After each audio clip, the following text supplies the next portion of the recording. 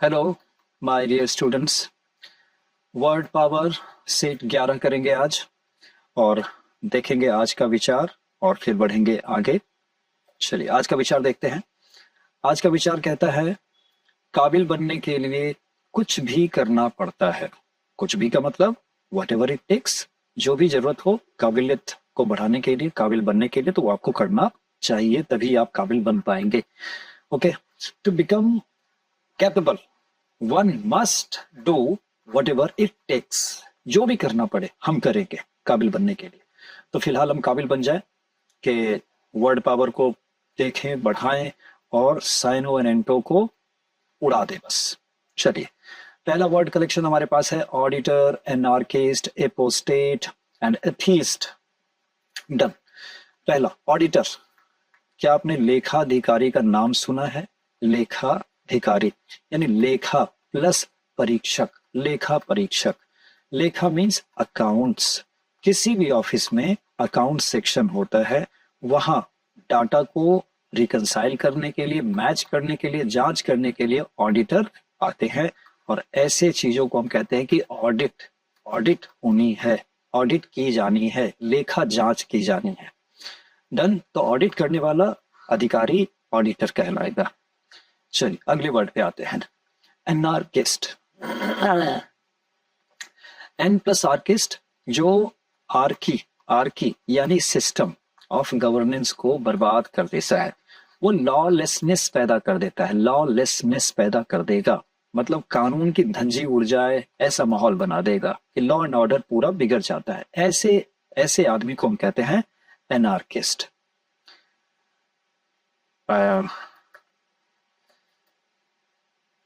Okay चलिए, anarchist हो गया। एपोस्टेट। एपोस्टेट में देखिएगा आप, टर्न कोर्ट, एक वर्ड याद रखें, टर्न कोर्ट।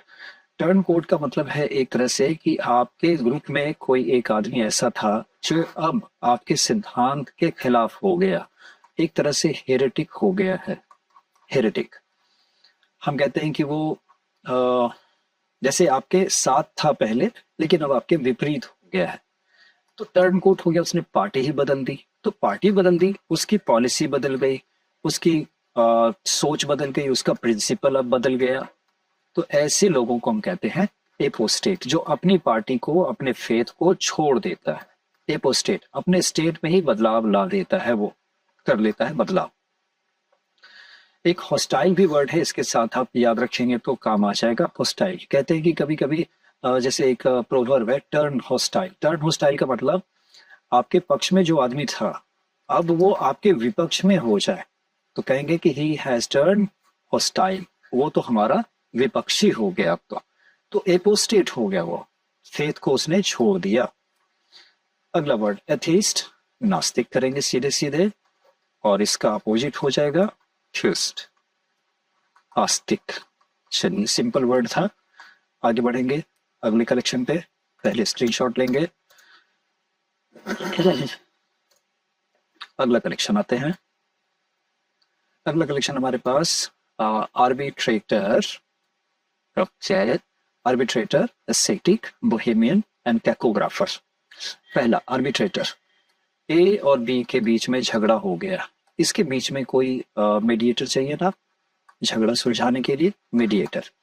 ये जो बीच का काम करता है, मीडिएट करने का काम करता है, इसी को हम कहते हैं समझौता कराने वाला, जो समझौता कराएगा इसी को कहते हैं आर्बिट्रेटर। मध्यस्थ, मध्यस्थ जो कराता क्या है, मध्यस्थता, मध्यस्थता कराता है। डर arbitrator, mediator. Next aesthetic. Aesthetic ऐसे आदमी को कहते हैं जो सेंटली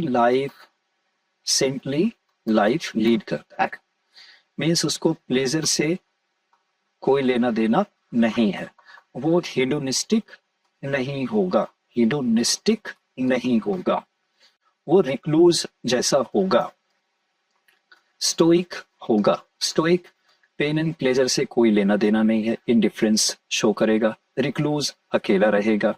ऐसे आदमी पेन एंड प्लेजर, एपिक्योर भी नहीं होंगे, वो एपिक्योर भी नहीं होंगे। ऐसे लोगों को हम कहते हैं एस्थेटिक। जैसे आप बहुत सादा जीवन बिताना चाहते हैं। सादा जीवन जीने वाला कैसा जीवन जी रहा है? एस्थेटिक लाइफ लीड कर रहा है। क्लियर है? एस्थेटिक। अगले वर्ड को देखेंगे, बोहेमियन। बोहेमियन वर्ड भी हमने देखा हुआ है, चलिए फिर से कर दूं। बोहेमियन लाइफ स्टाइल है। बोहेमियन लाइफ स्टाइल, ये पॉजिटिव वर्ड है बट विथ नेगेटिव सेंस। कैसे? अगर कोई आर्टिस्टिक आदमी है, आर्ट में वो है माहिर, तो वो नन कन्फॉर्मिस्ट बन जाता है। नन कन्फॉर्मिस्ट, नन कन्फॉर्मिस्ट का मतलब क्या हो गया कि जो समाज के, सोसाइटी के जो नॉर्म्स होते हैं, रूल्स होते हैं, वो उसका पालन नहीं करता है। He doesn't abide by the rules and norms set by the society and he becomes a non-conformist. तो ऐसे लोगों को कहते हैं कि वो बोहेमियन लाइफ स्टाइल लीड कर रहे हैं। ऐसे लोग अक्सर ना अवांट गार्ड होंगे। अवांट गार्ड, जो नए प्रिंसिपल, नए प्रैक्टिकल, नई चीजों को इम्प्लीमेंट करेंगे लाइफ में बिना ये सोचे कि समाज क्या कहेगा। बोहेमियन। चलिए अगले वर्ड पे आएंगे, कैकोग्राफर। कैकोग्राफर में लिखने वाली बात तो है ही, और कैको को ध्यान रखिएगा स्पेलिंग। जैसे अब SPELING कर दो, तो ये मैंने क्या कर दी? कैकोग्राफी कर दी। स्पेलिंग मिस्टेक करना राइटिंग के दौरान, ये कैकोग्राफर वो आदमी कहलाएगा, और ऐसा करना कैकोग्राफी। नेक्स्ट वर्ड पे आएंगे, उसके पहले स्क्रीनशॉट। चलिए अगले कलेक्शन पे आते हैं। अगला कलेक्शन हमारे पास कैनिबल, शोविनिस्ट, कन्नौसर, कंटेम्पररीज। चलिए कैनिबल, कैनिबल को नरभक्षी तो हमने सुना ही है, आज आपको एक एक्स्ट्रा थोड़ा सा भी बता दूं। और नर मीन्स आदमी, जब आदमी को खाता है तो हम उसको कैनिबल बोलते हैं। अब सांप सांप को खा ले, शेर शेर को खा ले, यानी अपनी ही जाति को खाने वाला क्या कहला जाएगा? कैनिबल। तो आदमी के अलावा जितने भी जीव हैं जो अपनी ही जाति के जीवों को खाते हैं, हम सबको कहेंगे कैनिबल। अगला शोविनिस्ट। शोविनिस्ट जो भी होगा वो कट्टर होगा। कट्टर का मतलब अपने सिद्धांत को, अपने रेस को बहुत ज्यादा वो तारीफ करेगा, बहुत ज्यादा ऊंचा समझेगा, बड़ा समझेगा, इंपॉर्टेंट समझेगा। तो शोविनिस्ट, कोई नेशन शोविनिस्ट भी हो सकता है। राष्ट्र के बारे में, हमारा देश सबसे महान है, उसको हम नेशन शोविनिस्ट कहेंगे। कोई मेल रेस के बारे में कोई कहेगा कि मेल सबसे ज्यादा ताकतवर होता है, तो वो मेल शोविनिस्ट हो जाएगा। इस सेंस में वो एक तरह से एग्जेजरेट करता है चीजों को। धुर समर्थक उसको कहते हैं, धुर समर्थक। ठीक है, मेल शोविनिस्ट या नेशन शोविनिस्ट, कट्टर समर्थक। नेक्स्ट कन्नौसर क्या होता है? किसी भी चीज की आपके पास जानकारी अगर बहुत ज्यादा है, आर्ट से रिलेटेड, क्यूलिनरी आर्ट से रिलेटेड, क्यूलिनरी आर्ट मीन्स खाने पीने की बात, उससे रिलेटेड, म्यूजिक से रिलेटेड, यानी आप कई चीजों की जानकारी रखते हैं तो आप कन्नौसर। ओके है, कन्नौसर जानकारी वाला। नेक्स्ट कंटेम्पररीज, बताया था अगर ए और बी एक ही समय में हुए, एक ही काल में हुए, एक ही ईस्वी में हुए, एक ही समय दोनों थे, तो हम कहेंगे दे वर कंटेम्पररीज। वो समकालीन थे, समकालीन। ओके, चलिए इसका स्क्रीनशॉट लेंगे, आगे बढ़ेंगे। चौथा कलेक्शन हमारे पास है बेल, कॉ, कैकल एंड क्लक। इसको, ये चारों के चारों ना वॉइस है, आवाज, साउंड। ये साउंड है एनिमल्स वगैरह के। आइए, बेल डियर, ये डियर का। ये कॉ, क्रो, कौवे की काउ काउ की आवाज। डियर की आवाज को हम बेल कहते हैं। जब आप सुनेंगे तो वो बेल की तरह आवाज लगती है, डियर के बच्चे की इसी घंटी की तरह लगती है, इसीलिए डियर। ध्यान रखेंगे, डियर की आवाज बेल। कॉ, क्रो के लिए। कैकल, ये गूज के लिए, हंस। गूज और गीज इसका प्लूरल हो गया, गूज या गीज कहें आप, इसकी आवाज है कैकल। और क्लक है मुर्गे मुर्गियों की आवाज। इसको याद रखिएगा, क्लक हेन, कैकल गूस, कॉक क्रो, ये बड़े आराम से याद हो जाएगा, और बेल डियर। चलिए स्क्रीनशॉट लेंगे और अगले सेट पे बढ़ेंगे। अगला सेट हमारे पास इन्विजिलेटर, ज्यूरिस्प्रूडेंस, लेक्सिकोग्राफर, ओडोंटोलॉजी।